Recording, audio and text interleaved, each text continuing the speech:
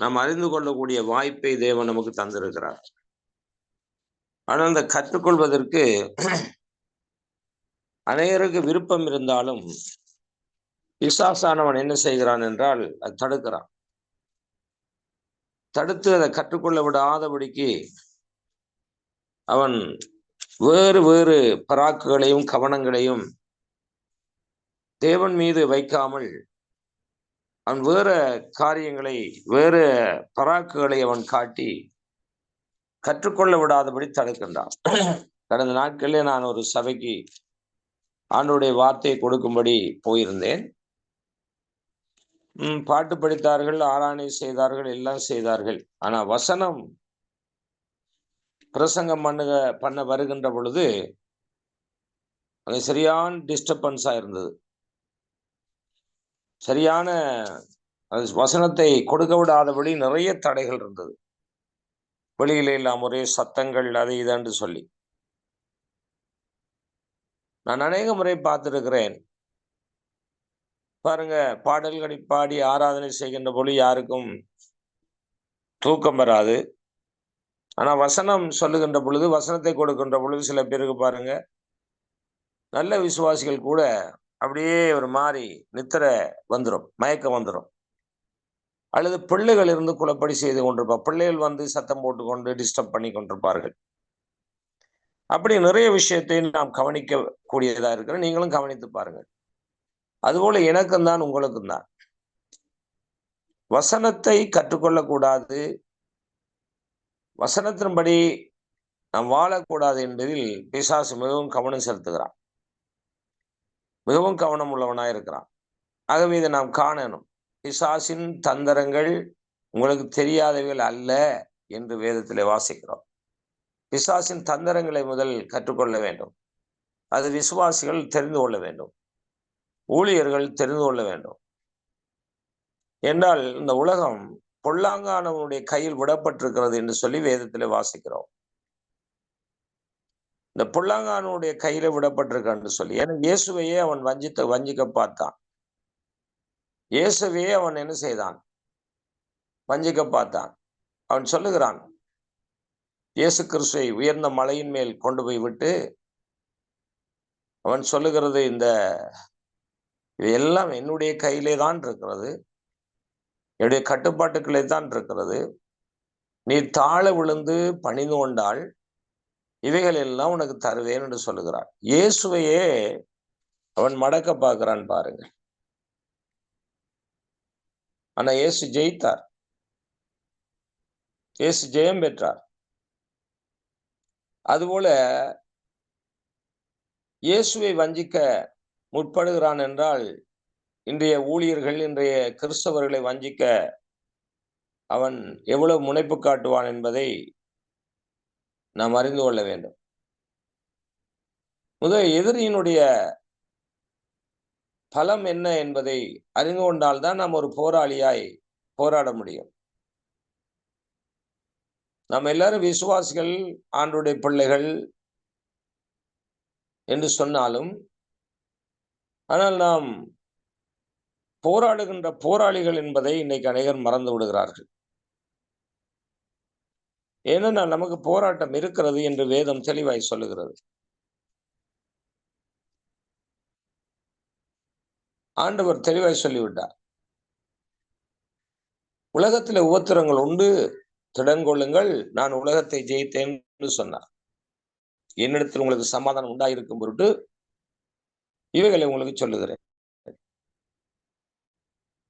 என்னிடத்தில் உங்களுக்கு சமாதானம் இருக்கும் பொருட்டு உங்களுக்கு இதை சொல்லுகிறேன். உலகத்தில் உபத்திரங்கள் உண்டு, ஆனாலும் திடங்கொள்ளுங்கள், நான் உலகத்தை ஜெயித்தேன் என்றார். இந்த உபத்திரவத்திலே மிகப்பெரிய உபத்திரவம் ஆண்டவருடைய வார்த்தைக்கு செவி விடாமல், அவருடைய வார்த்தையின்படி வாழ விடாமல் பிசாசு செய்கின்ற ஒரு தந்திர செயல்தான் இந்த வஞ்சகம் என்பதை பார்க்கிறோம். இன்னைக்கு எல்லாரும் என்ன நினைக்கிறோம்?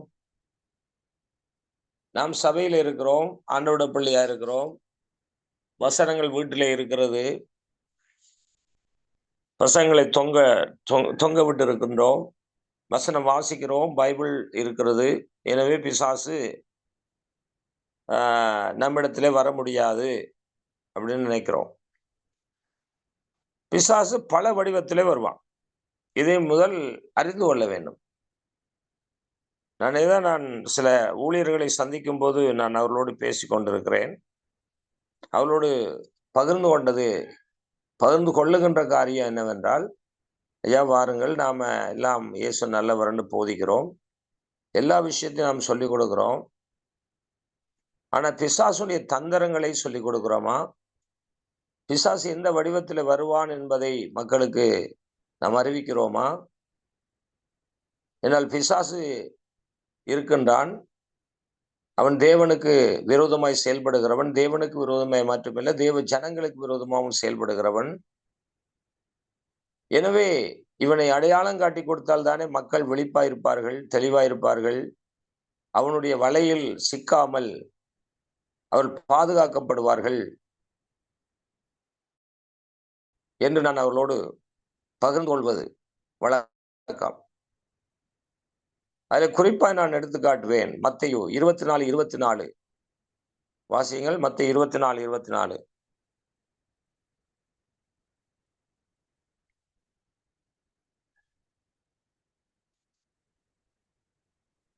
Praise the Lord. இருக்கிறீங்களா?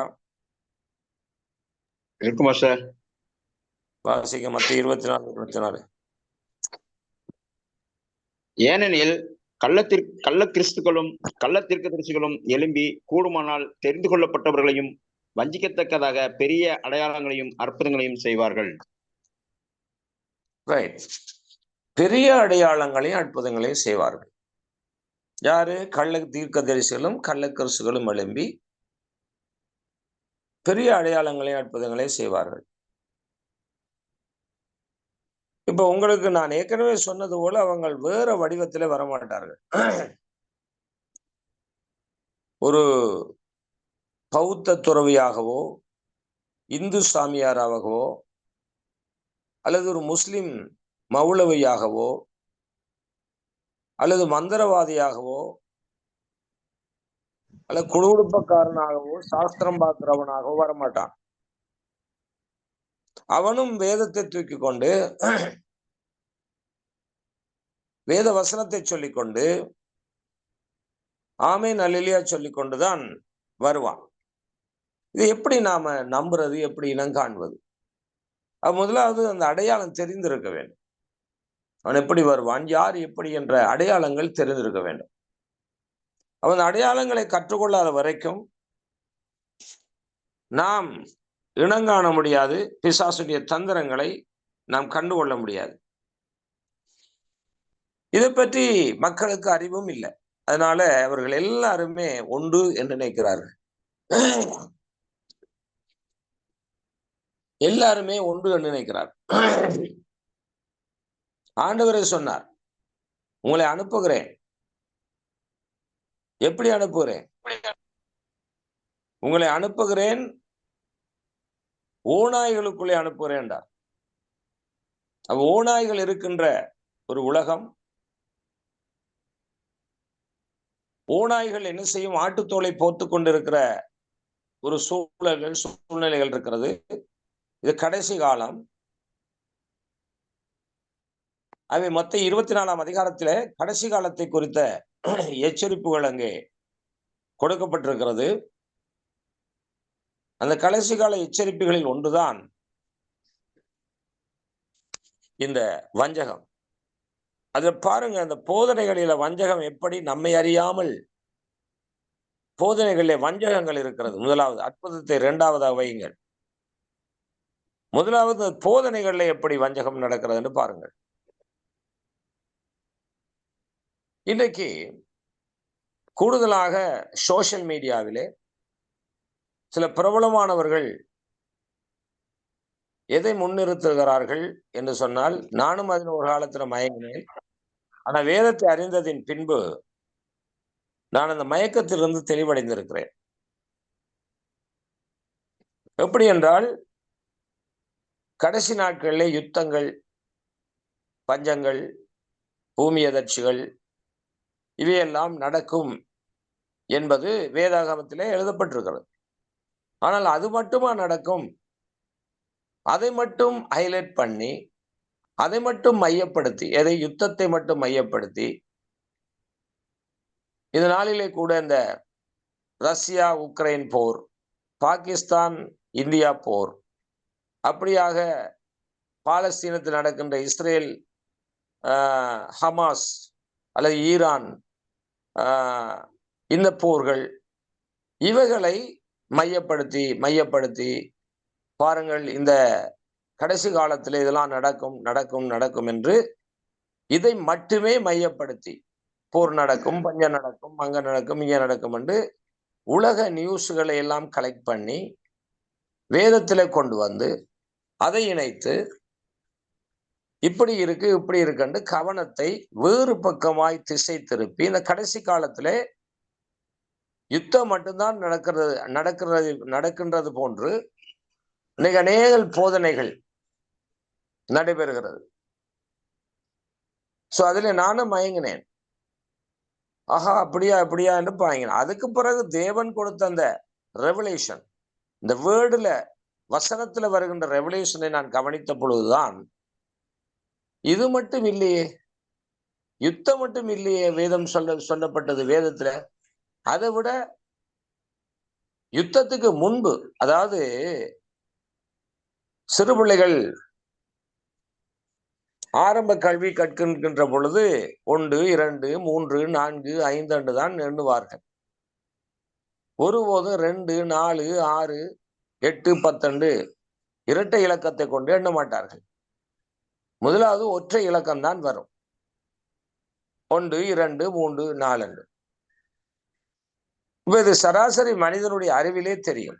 இப்ப ஒரு பிள்ளை நாம் 1, 2, 3, 4 என்று சொல்லிக் கொடுக்கும் போது அந்த பிள்ளை 2, 5, 7 அப்படி என்று சொன்னால் அந்த டீச்சர் இந்த பிள்ளை சரியாய் கவனம் எடுக்காமல் தன்னுடைய இஷ்டத்துக்கு சொல்லுகிறதாக அந்த அந்த ஆசிரியரால் புரிந்து கொள்ளப்படுவோம். அதுபோல ஆன வேதாகமத்தில் நாம் இப்படித்தான் எண்ணுகிறோம். முதலாவது வசனத்தை, முதலாவது அந்த சொல்லப்பட்ட விஷயத்தை விட்டு விடுகிறது. பிறகு 2வதை தேவையானதை எடுத்துக்கொள்கிறது. பிறகு 4வதை தேவையானதை எடுத்துக்கொள்கிறது. இப்படி நம்முடைய இஷ்டப்படி போதனைகள் நடைபெறுகிறது. இல்ல, முதலாவது ஒன்றை கவனம் எடுத்துதான் 2க்கு வர வேண்டும். அந்த வகையிலே நீங்கள் பார்க்கின்ற பொழுது மத்தேயு சுவிசேஷம் 24 ஒரு பெரிய எச்சரிப்பின் தீர்க்க தரிசன புத்தகம். அது பெரிய எச்சரிப்பின் தீர்க்க தரிசனம். அது அந்த புத்தகத்தை போன்றுதான் வெளிப்படுத்தின விசேஷமும் ஒரு கடைசி கால எச்சரிப்பின் தீர்க்க தரிசன புத்தகமாக இருக்கிறது. தேவன் அங்கே தம்முடைய பிள்ளைகளுக்கு எச்சரிப்பை கொடுக்கிறார். கவனமாயிருங்கள். அவர் எந்த வார்த்தையை சொல்லாமல் விட்டார் சீடர்களுக்கு? நமக்கு வேதாகமத்தில் தேவன் எதை அறிவிக்காமல் இருக்கிறார்? எல்லாவற்றையும் அறிவிக்கிறார். ஆனால் அவருடைய அப்போஸ்தலர் நடபடிகள் 17 அங்கே சொல்லுகிறது போல மனுஷன் தடவியாயிலும் கண்டுபிடிக்க வேண்டுமா? ஆக எது தடவி தடவி என்றாலும் வேதத்தை நாம் கற்றுக்கொண்டு சரியான போதனைகளை, ஆரோக்கியமான போதனைகளை நாம் கற்றுக்கொள்ள வேண்டும். பிசாசுடைய வஞ்சகம் இருக்கிறது என்று வேதம் எச்சரிக்கிறது. வாசிக்கலாம். மத்தேயு 24 3வது வசனத்தை வாசிங்கள். பின்பு அவர் ஒலிவமலையின் மேல் உட்கார்ந்திருக்கையில் சீசர்கள் அவரிடத்தில் தனித்து வந்து, இவைகள் எப்பொழுது சம்பவிக்கும்? உம்முடைய வருகைக்கும் உலகத்தின் முடிவுக்கும் அடையாளம் என்ன? எங்களுக்கு சொல்ல வேண்டும் என்றார்கள். இயேசு கவனிங்க. அப்ப சீசர்களுக்கு ஒரு தெளிவு இருந்தது. ஏன் சீசர்கள் இயேசுவோட இருக்கிறார்கள்.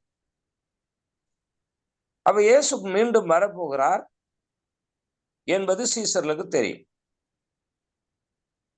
உலகத்தின் முடிவும் ஒன்று இருக்கிறது என்பதும் சீசர்களுக்கு தெரியும். அதுபோல நான் உங்களிடத்திலே ஒரு கேள்வி கேட்கிறேன். இன்றைய கிறிஸ்தவ சமூகம் இயேசு வரப்போகிறார் என்பதை குறித்து அக்கறை இருக்கிறதா? உலகம் முடிய போகிறது என்ற அக்கறையும் இருக்கிறதா? அதை பற்றி தெளிவு இருக்கிறதா? அல்ல இயேசுவின் வருகையை பற்றி அறிவை பெற்றுக் கொள்கிறார்களா? அல்லது உலகத்தின் முடிவு இப்படி இருக்குமே என்கின்ற எச்சரிக்கையை பெற்றுக் கொள்கிறார்களா? இப்ப நாம் எப்படியான போதனைகளை கேட்டு மயங்கி இருக்கிறோம், மயக்கத்தில் இருக்கிறோம்? எப்படிப்பட்ட போதனைகள் நமக்கு பிடிக்கிறது? நமக்கு பிடித்ததை போதிக்க முடியுமா? நாம் விரும்புகிறதை தேவன் போதிப்பாரா? இல்ல, தேவன் விரும்புகிறதை தான் அவர் போதிப்பார். ஏனென்றால் அவருடைய உலகம், அவரால் படைக்கப்பட்ட மக்கள், அவர் படைத்த வானமும் பூமியும், இந்த உலகத்துல எல்லாம் காண்கின்றவள் காணாதவளும் அவருடையது. அவர் சொந்தக்காரன் தன்னுடைய விருப்பத்தின்படிதான் செயல்படுவார். சொந்தம் இல்லாதவர்கள் போய் சொந்தக்காரருக்கு நாம ஆலோசனை கொடுக்க முடியாது. அவர் தன்னுடைய விருப்பத்தின்படி செயல்படுகிறதுனாலே நாம் நம்முடைய விருப்பத்தின்படி செயல்பட முடியாது. ஏனென்றால் தேவன் நல்லவர். அவர் எதை செய்தாலும் நன்மைக்கே செய்வார். அவர் ஒருபோதும் தீமை செய்ய மாட்டார். ஆனா தீமை செய்கிற ஒரு எதிர் சக்தி, ஒரு எதிரானவன், தீய சக்தி, பிசாசு இருக்கிறான். அவ தேவன் எதற்கு இந்த பரிசுத்த வேதாகமத்தில் எல்லாவற்றையும் எழுதி வைத்திருக்கிறார் என்றால், இது கடவுளுடைய ஊடகமாய் இருக்கின்றபடியால் அவர் தெளிவான தன்னுடைய நிலப்பாட்டை மனிதன் என்ன செய்ய வேண்டும், இந்த உலகத்தினுடைய போக்குகள் எப்படி இருக்கிறது, இனி வருகின்ற உலகம் எப்படி இருக்கும், ஏற்கனவே இருந்த உலகம் எப்படி இருந்தது, இவை எல்லாவற்றையும் தெளிவாய் அவர் அறிவித்து இருக்கிறார் இந்த வேதாகமத்தின் ஊடாக. கிட்டத்தட்ட 31,104 வசனங்கள் இருக்கிறது. இதில் நாம் பொறுக்கி இது நல்ல வசனம், இது நல்லதல்லாத வசனம் என்று ஒதுக்குகின்ற ஒரு காலகட்டத்திலே வாழ்ந்து கொண்டிருக்கிறோம். அதான் நான் சொன்னேன், சிறுபிள்ளைகளை கற்றுக்கொள்ளுகின்ற பொழுது 1, 2, 3 அப்படித்தான் படிக்க வேண்டும், கற்றுக்கொள்ள வேண்டும். ஒன்றை விட்டுவிட முடியாது.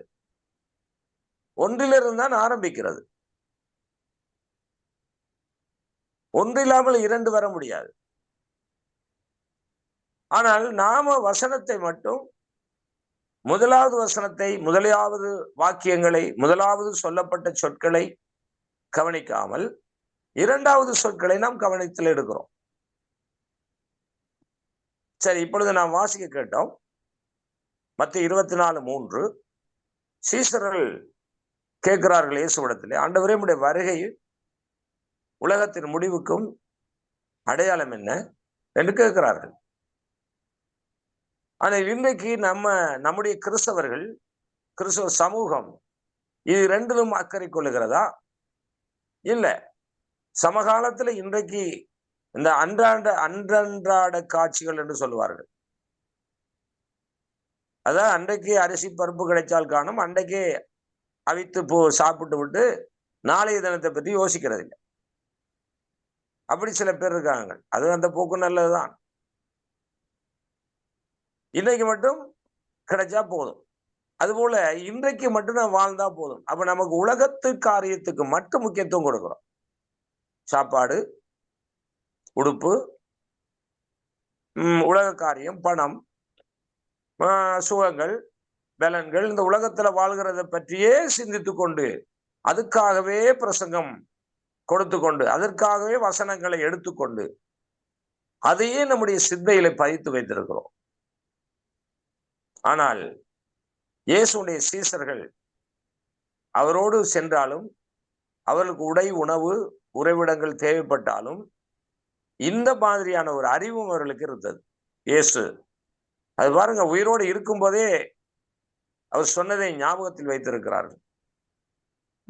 அவருடைய வருகையும் உலகத்தின் முடிவும். அதற்கு முதலாவது என்ன சொல்லப்படுகிறது? 4வது வசனம் வாசிங்கள். இயேசு அவர்களுக்கு பிரதியுத்தரமாக, ஒருவனும் உங்களை வஞ்சியாதபடிக்கு எச்சரிக்கையாய் இருங்கள். போதும். இதை பற்றிய ஒரு எச்சரிப்பின் சத்தம் இன்றைய கிறிஸ்தவர்களுக்கு கொடுக்கப்படுகிறதா? எச்சரிக்கையா இருங்கள் தானே எச்சரிக்கையா இருக்க முடியும்.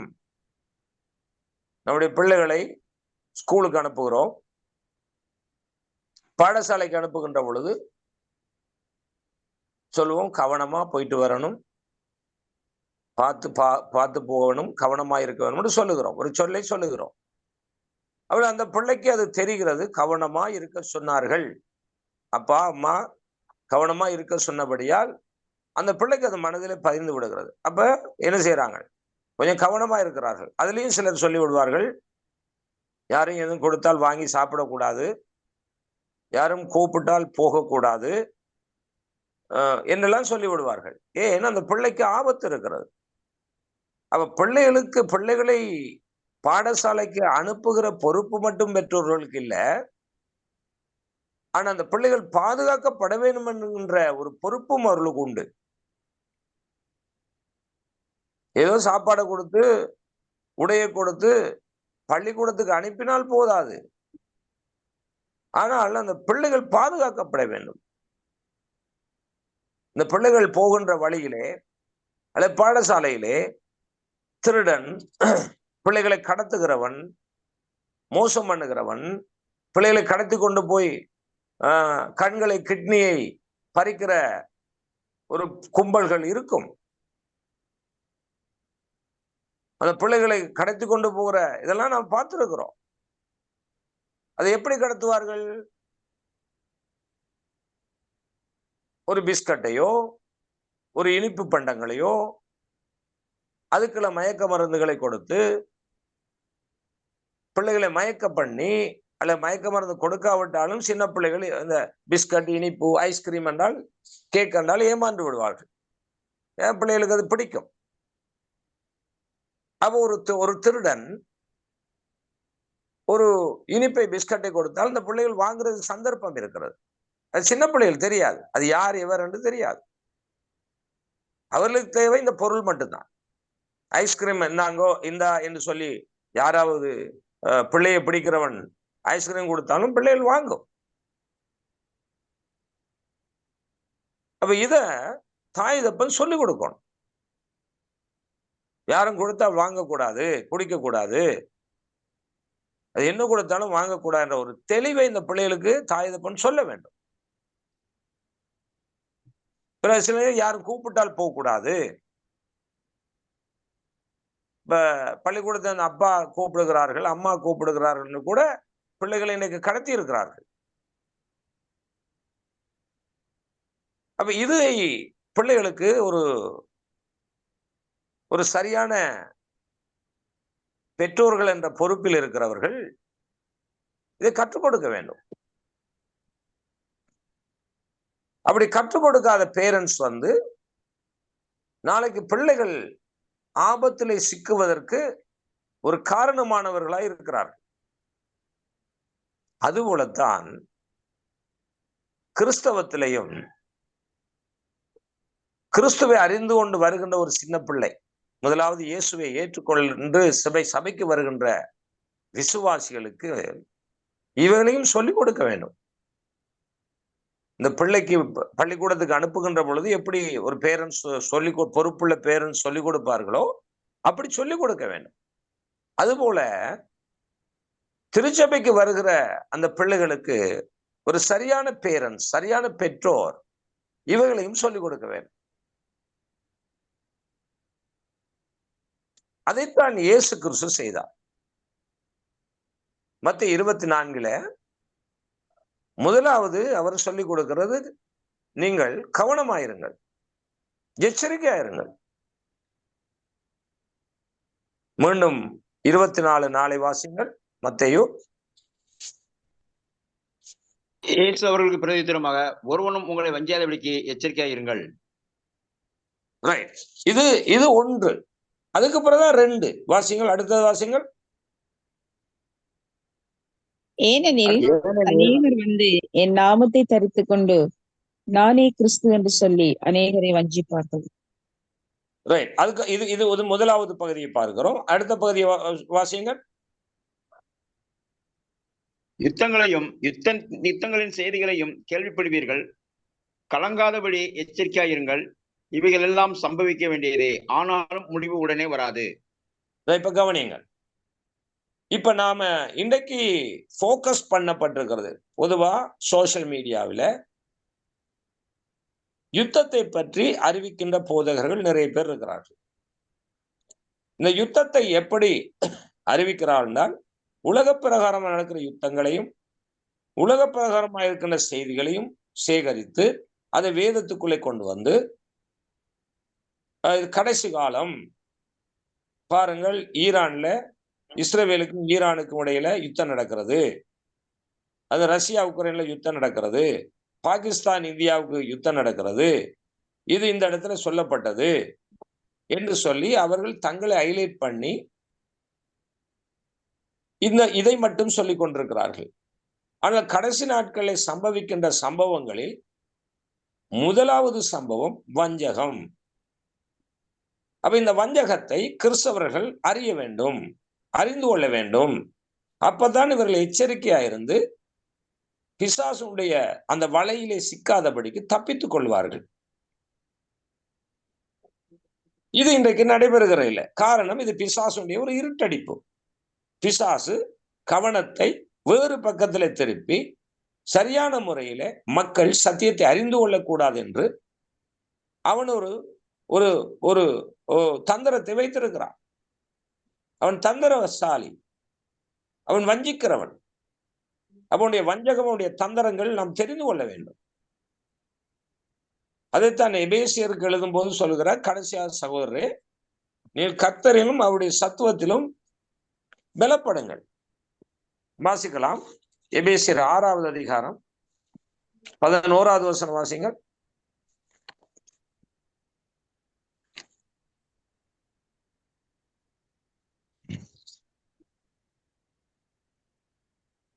பிசாசின் தந்திரங்களோடு எதிர்த்து நிற்க நீங்கள் பிசாசின் தந்திரங்களோடு எதிர்த்து நிற்க திராணியுள்ளவர்களாகும்படி தேவனுடைய சர்வாயுத வர்க்கத்தையும் தரித்துக் கொள்ளுங்கள். அதுக்கு முந்தின வசனம் வாசிங்க, 10. கடைசியாக என் சகோதரரே, கர்த்தரிலும் அவருடைய சத்துவத்தின் வல்லமையிலும் பலப்படுங்கள். அப்ப கர்த்தரிலும் அவருடைய சத்துவத்தின் வல்லமையிலும் பலப்படுங்கள் அப்படின்னா என்ன? இன்னைக்கு அது தவறாக மக்கள் வழி நடத்தப்படுகிறார்கள். இந்த வசனத்தை எல்லாரும், நான் நேற்றைய தினத்திலே எங்களுடைய இப்பொழுது இந்த தேவகுமார் பிரதர் எங்களுடைய இந்த டீமை நேற்று சந்தித்தேன். நான் இந்தியாவில் நிற்கின்றேன். இந்தியாவிலே இருந்து பங்கெடுக்கிற, இப்ப இதுல பாருங்க, இந்தியாவில இருந்து வந்து பங்கெடுத்தவர்கள் இருக்கிறார்கள். இவர்களை எல்லாம் நான் நேரடியா நேற்று சந்தித்தேன். நிறைய காரியங்களை பகிர்ந்து கொண்டோம், நிறைய காரியங்களை கற்றுக் கொடுத்தோம். சோ அப்ப கவனிக்கும் போது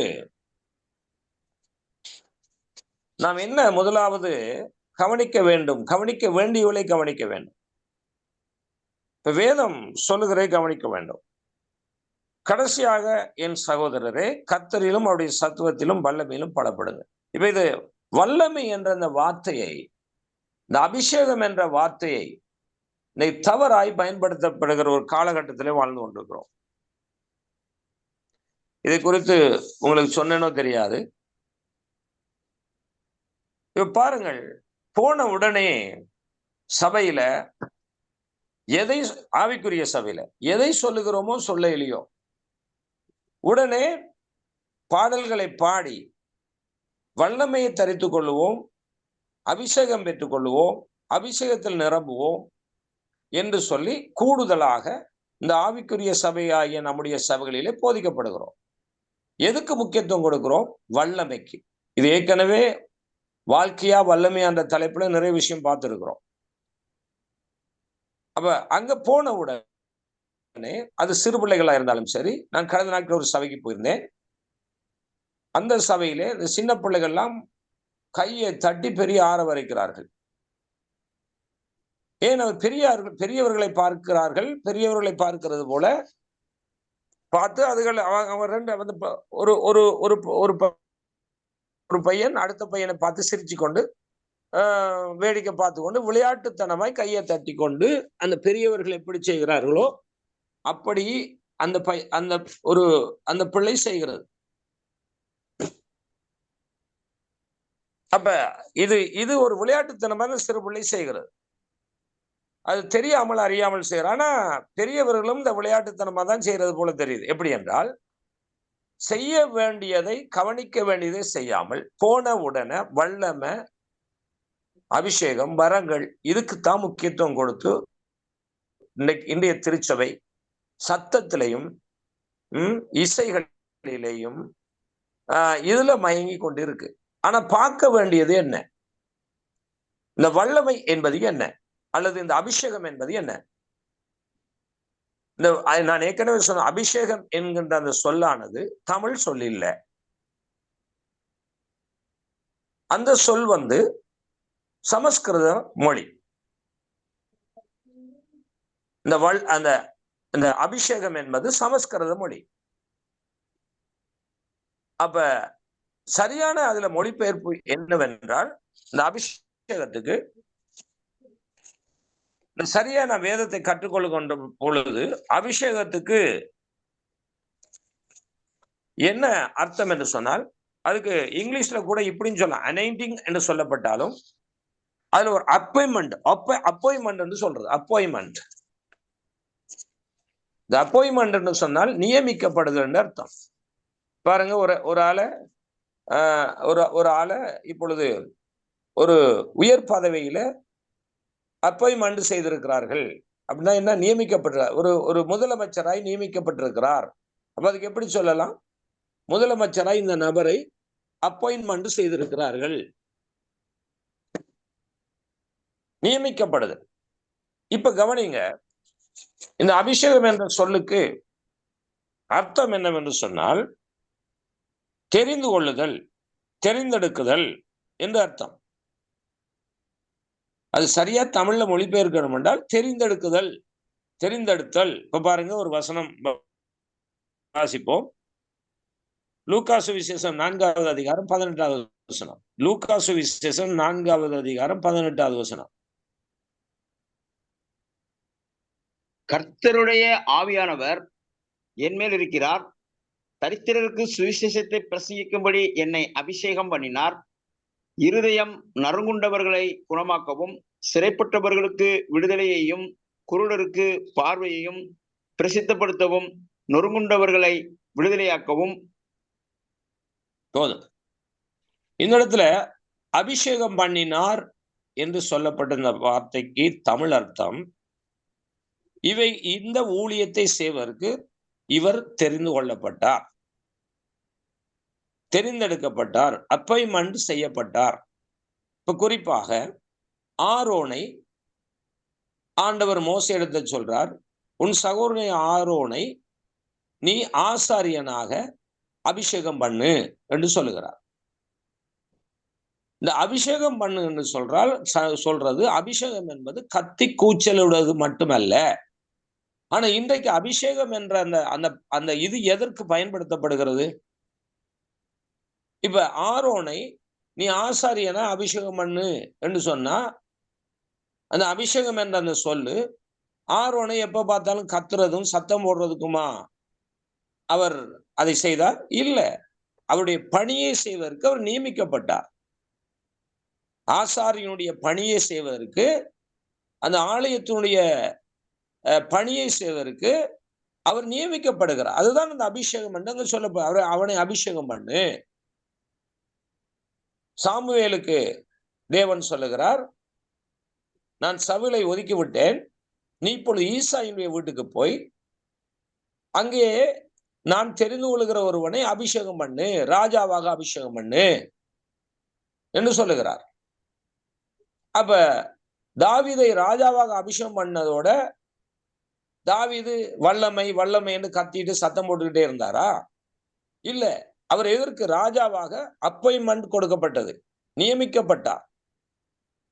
தெரிந்து கொண்டு நியமிக்கப்படுதல். ஈசாய் வீட்டுல அவ்வளவு பேர் இருந்தாலும் கூட தேவன் அந்த தாவீதை தெரிந்து கொண்டார். அவர் தாவீதை தெரிந்து கொண்டு அபிஷேகம் பண்ணினார். அவன் அபிஷேகம் என்ற சொல் என்றால் என்ன? தெரிந்து கொள்ளுதல், நியமிக்கப்படுதல். அப்ப எதுக்கு நியமிக்கப்பட்டார் தாவீது? சத்தம் போட்டுட்டு வல்லமை வரங்கள் என்று கத்தி கொண்டு இருக்கிறதுக்காக அல்ல. எதுக்கு ஆரோன் நியமிக்கப்பட்டார்?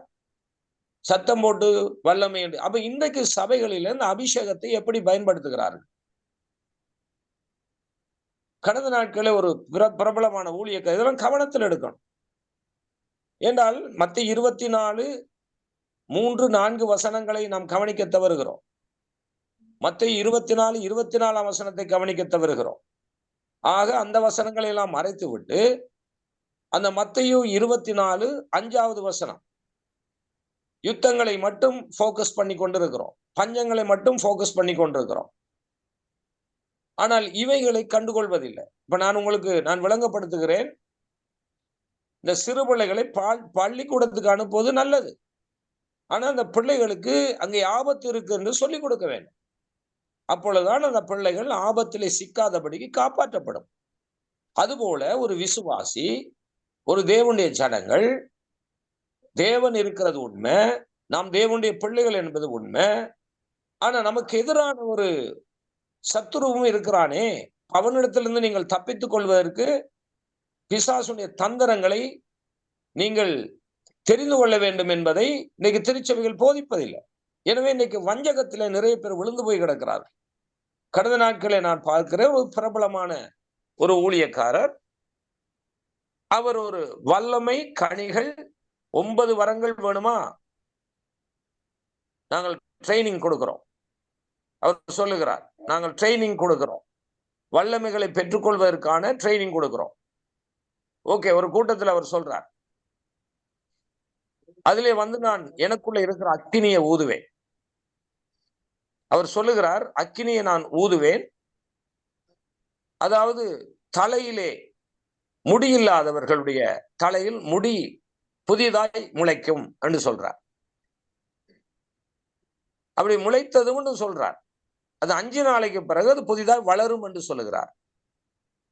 இவர் கவனத்தில் கொள்ளுங்கள், இதை பார்க்கிறவர்களுக்கு, வசன தெளிவில்லாதவர்களுக்கு இது ஒரு அற்புதமாய் ஆச்சரியமாய் தெரியும். ஆனா வசனத்துக்குள்ள இருக்கிறவங்க இது தேவையற்ற ஒரு விஷயமாய் தெரியும். வழுக்கத்தலை, மொட்டத்தலை, முடிவெழுகிறது முக்கியம் இல்லை. அந்த மொட்டத்தலைக்குள்ள இருக்கிற ஆத்துமா முக்கியம். அந்த மனுஷனுக்குள்ள இருக்கிற ஆத்துமா, உள்ளான மனிதன் முக்கியம்.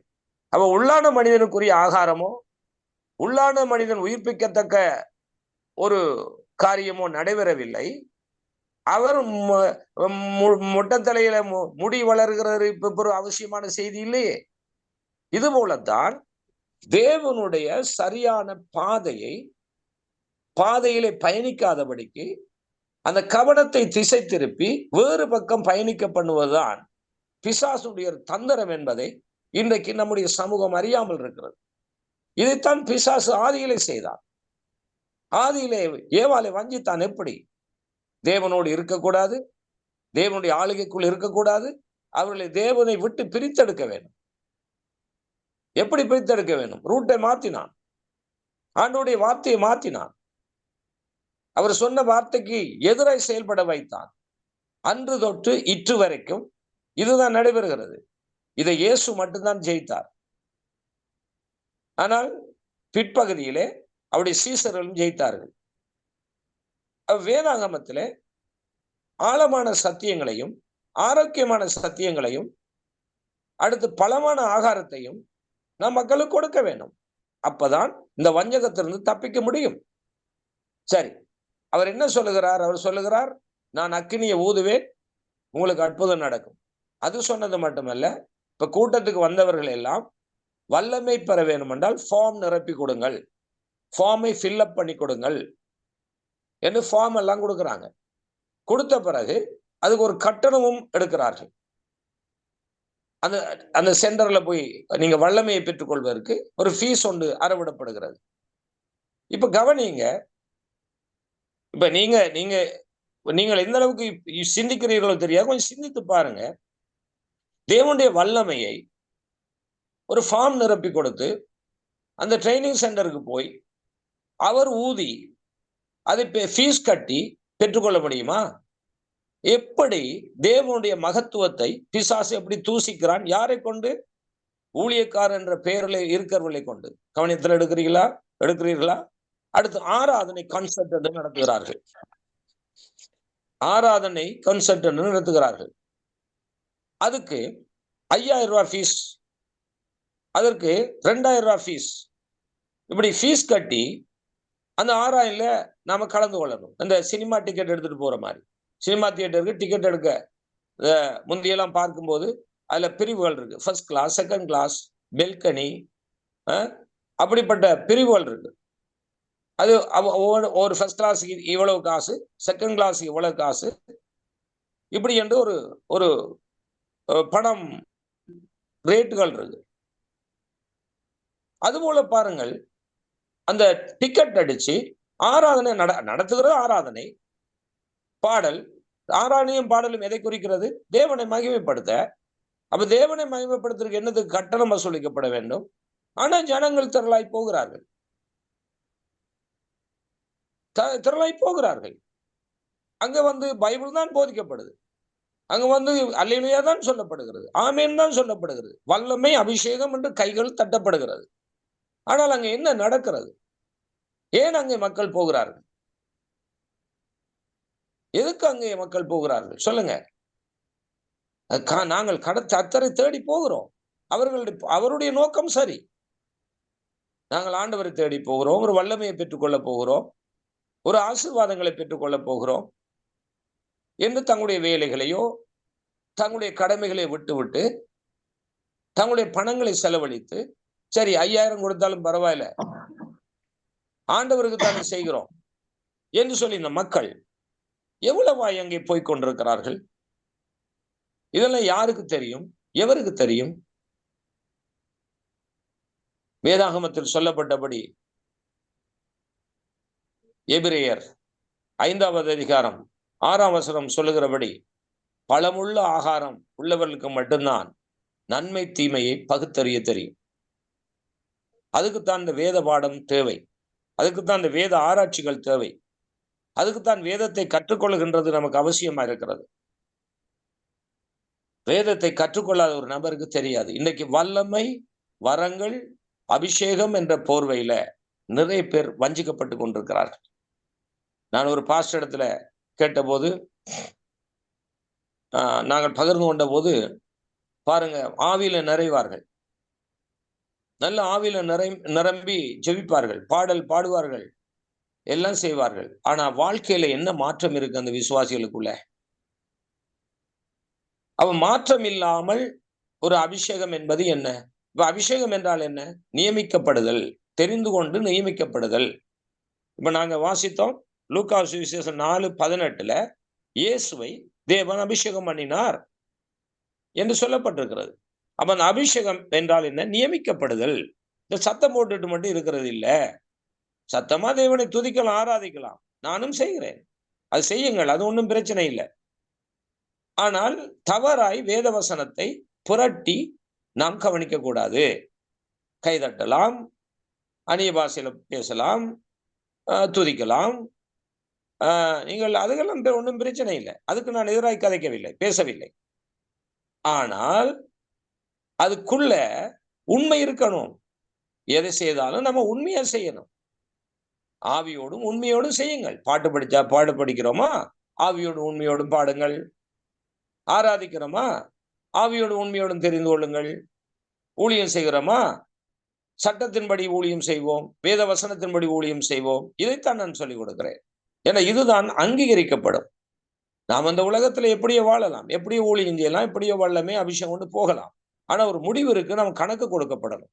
அவர் கணக்கு கேட்பார், கணக்கு கொடுத்தே ஆக வேண்டும். வாசிக்கலாம். யோவான் 12வது அதிகாரம் 48வது வசனம். யோவான் 12:48.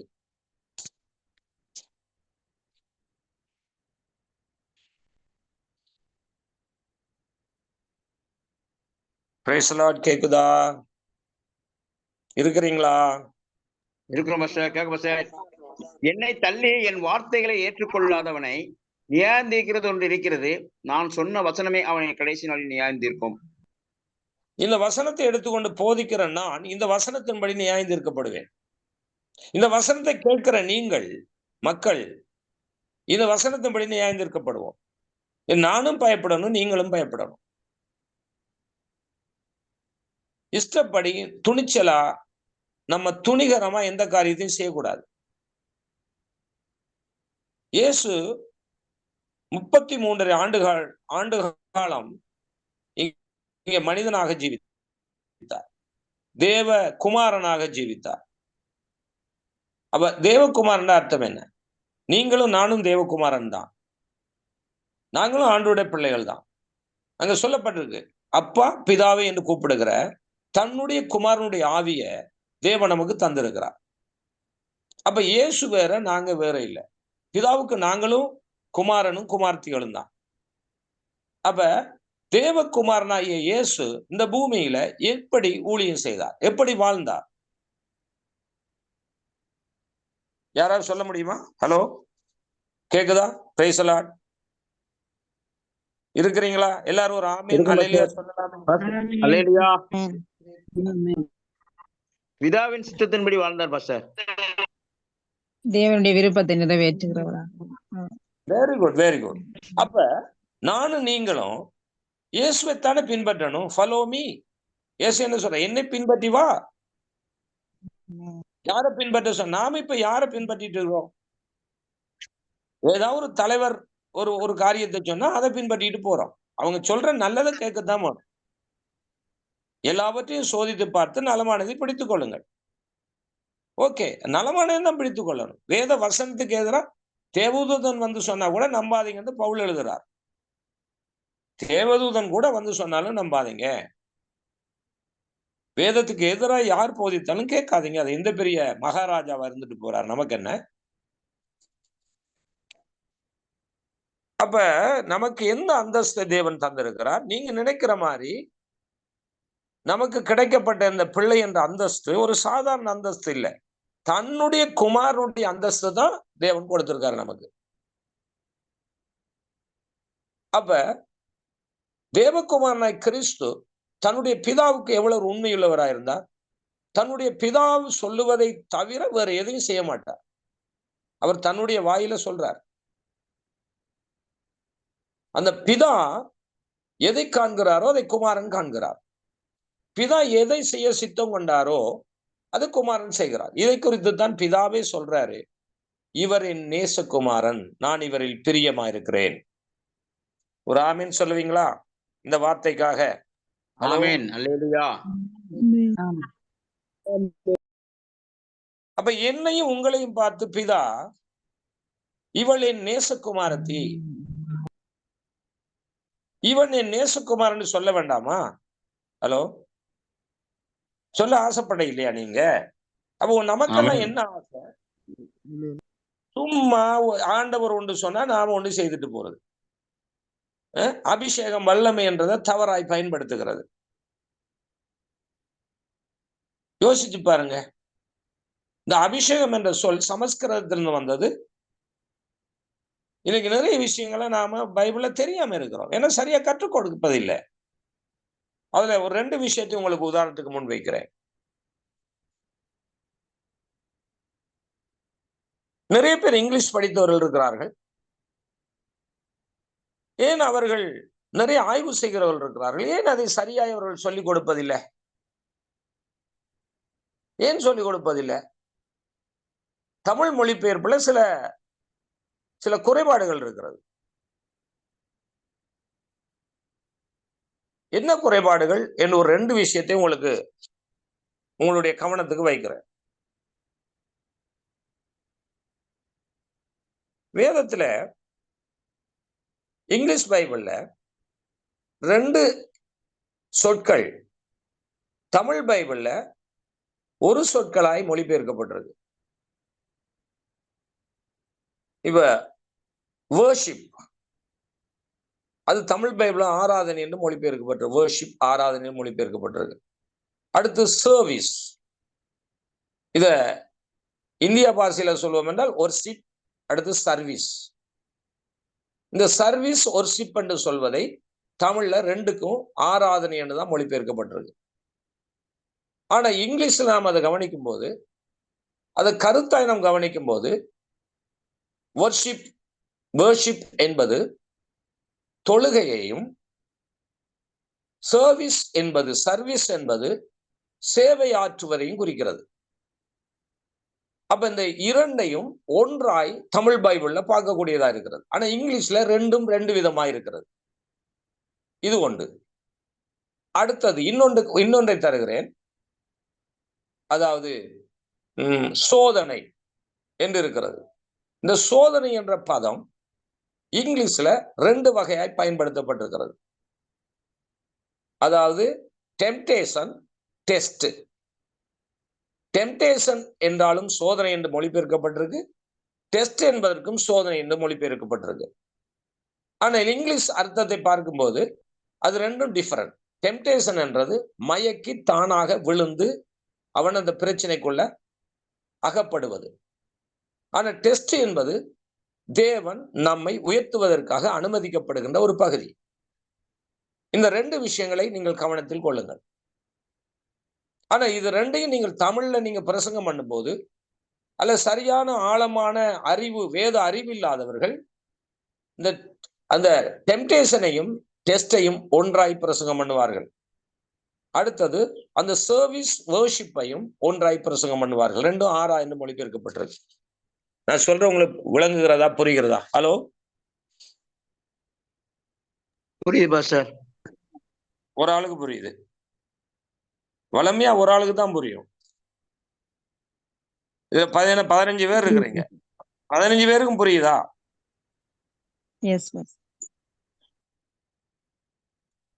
அப்ப நாம வேதத்தை, நம்ம கிறிஸ்தவர்கள் என்று சும்மா பைபிளை தூக்கிட்டு வந்தா சரி வருமா? ஊழியக்காரன் சும்மா பைபிளை தூக்கிட்டு போனா சரி வருமா? எவ்வளவு நம்ம கற்றுக்கொள்ளணும் தெரியுமா? சொல்லுங்க. சும்மா நாங்களும் பேருக்கு ஊழியம் செய்யறோம், நாங்களும் பேருக்கு சபைக்கு போறோம்னா இது சரி வருமா? கடைசியா போய் கணக்கு கொடுக்கணுமே. தடவி ஆயிலும் கண்டுபிடிக்க சொல்லி வேதத்துல ஒரு வார்த்தை போடப்பட்டிருக்கு. ஆனா வேதத்தை ஆராய்ந்து பார்த்து நல்ல முறையில வேதத்தை கற்றுக்கொள்ளணும். யாரோ சொல்றாங்க வல்லமை அபிஷேகம்னா கத்திக்கிட்டு ஓடுறது இல்லை. அது சரியானதா பிழையானதா? அது வேதத்துக்கு ஒத்து வருதா?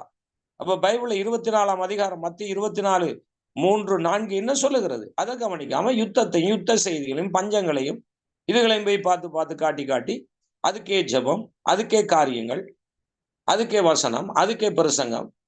ஜெபம் எல்லாம் அதுக்கு தான். யுத்தத்துக்கு ஜெபம் பண்ணுவோம், பஞ்சத்துக்கு ஜெபம் பண்ணுவோம். நம்ம வஞ்சகத்துக்கு ஜெபிக்கிறது எந்த சபையில வஞ்சகத்துக்கு ஜெபிக்கிறாங்க? எந்த சபையில வஞ்சகத்தை பற்றி சொல்லிக் கொடுக்கிறாங்க? எங்க நாம போறோம்? தயவு செய்து ஜெபியுங்க. ஆண்டவரே, இந்த கடைசி நாட்களில கொடிய வஞ்சகர்கள் தோன்றுவார்கள். பைபிள் தெளிவா சொல்லுது, எல்லா ஆவிகளையும் நீங்கள் நம்பாமல் இது தேவனால் உண்டானவர்களோடு சோதித்து பாருங்கள். நிறைய விஷயம் இருக்கு.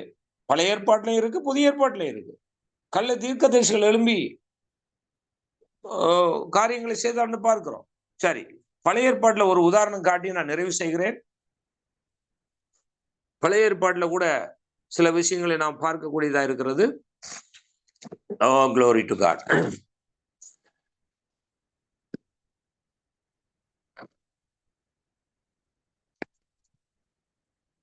அதுக்கு நேரம் இல்லைன்னு நினைக்கிறேன், டைம் ஆச்சு. ஆனாலும் அடுத்த தொடரில் நாம் அதை கவனிப்போம். பழைய ஏற்பாட்டுல நீங்க பாத்தீங்கன்னு சொன்னா ஒரே ஒரு காரியத்தை மட்டும் பார்த்து நாம நிறைவு செய்வோம், மற்றது நாம் பிறகு பார்ப்போம். ஓகே, வாசிக்க 2 நாளாகவும் 25ஆம் வசனம், 25ஆம் அதிகாரம் 20ஆம் வசனம்.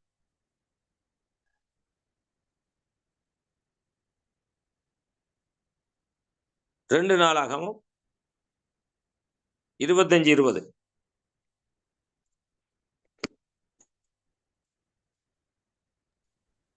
ஆனாலும் அமத்சியா செவி கொடாதே போனான். அவர்கள் ஏதோமின் தெய்வங்களை நாடினது நிமித்தம் அவர்கள் சத்துருக்கள் கையில் ஒப்பு கொடுக்கும்படிக்கு தேவனால் இப்படி நடந்தது. அப்ப கவனிங்க, கவனிக்காதவர்களை,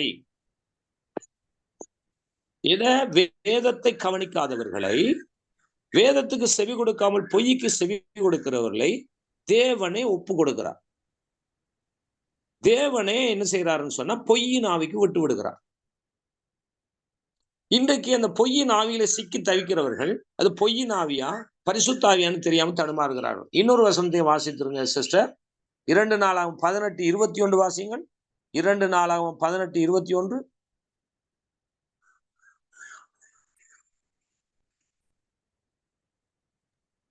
தேசத்து ஜனங்கள் எல்லாம் மகிழ்ந்தார்கள்.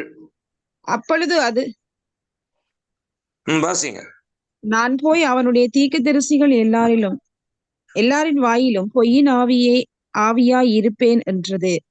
அதற்கு அவர், நீ அவனுக்கு போதனை செய்து அப்படி நடக்க பண்ணுவாய், போய் அப்படியே செய் என்றார். இது வசனத்துல இல்லையா? இந்த வசனம் எச்சரிக்கப்படுவது இல்லையா? இதை பற்றி நீங்க பார்த்திருக்கிறீங்களா? பொய்யை யார் விரும்புகிறானோ, பொய்க்கு பின்னால யாரு போறானோ, ஆண்டவரே பொய்யின் ஆவியை விட்டுறாரு. அவன் பொய்யத்தான் சொல்லுவான். சாகு வரைக்கும் போய் நரகத்துக்கு தான் போய் சேருவான். அவன் ஒரு நாளும் பரலோகம் போக மாட்டான். ஆனா இயேசுவின் நாமத்தை வச்சுக்கொண்டு டூப் அடிச்சிட்டு இருக்கிறான். இதுலதான் கவனம் எடுக்கணும். சரி, நான் நிறைவு செய்கிறேன். கர்த்தர் உங்கள் ஒவ்வொருவரையும் ஆஸ்வதிப்பாராக. ஹலோ, இன்னைக்கு ரொசான் பாஸ்டர் காணவில்லை. Okay, right. இன்னைக்கு என்ன நீங்கள் இந்த வேத பாடத்துல என்ன நீங்க கற்றுக்கொள்றீங்க? உங்களுக்கு ஒரு தெளிவா இருக்கிறதா? தெளிவடைய பண்ணுகிறதா? ஒரு பிரயோசனமா இருக்கிறதா? அல்லது சும்மா ஏதோ போர் அடிக்கிற மாதிரி இருக்கா? சொல்லுங்க, பகிர்ந்து கொள்ளுங்க. ஊழியம் செய்யற ஊழியக்கார சிஸ்டர் இருக்கிறீங்க, ஊழியக்காரர்கள் இருக்கிறீங்க, எல்லாரும் நீங்க பகிர்ந்து கொள்ளலாம். கீதா சிஸ்டர் சொல்லுங்க. Praise the Lord. கட்டாயமா ஒவ்வொரு சபைகளிலும் இன்றைக்கு இது போதிக்கப்பட வேண்டிய முக்கியமான செய்தியாக இருக்கிறது. கூடுதலா ஜனங்கள் அற்புத அடையாளங்களுக்கு தான் நாடி போறாங்க, அதைத்தான் விரும்புறாங்க. இலகுவாக பிசாசு கொண்டு போகக்கூடியதாக இருக்கிறது மக்கள். இதுல தெளிவு வேணும். சொல்லுங்க சிஸ்டர், சொல்லுங்க. இதை குறிச்ச தெளிவு வேணும் பாஸ்டர். ஊழியர்களுக்கும் சரி, இப்ப நாங்க ஜெபிச்சா உடனே ஒரு மாற்றம், அங்க ஒரு அற்புதம் நடந்தாதான் ஆண்டவர் இருக்கிறாரு, ஊழியம் சரி அப்படி என்ற தோட்டில்தான் இன்னைக்கு அநேகர் நகர்ந்து கொண்டிருக்காங்க. அப்ப இந்த காலத்துக்கு தேவையான செய்தி இது. ஓகே, இந்த செய்திய நாம மக்களுக்கு சொன்னா எல்லாம் சபையை விட்டு ஓடுவாங்களா, இல்ல எச்சரிக்கையா இருந்து திருந்துவாங்களா? சொல்லுங்க.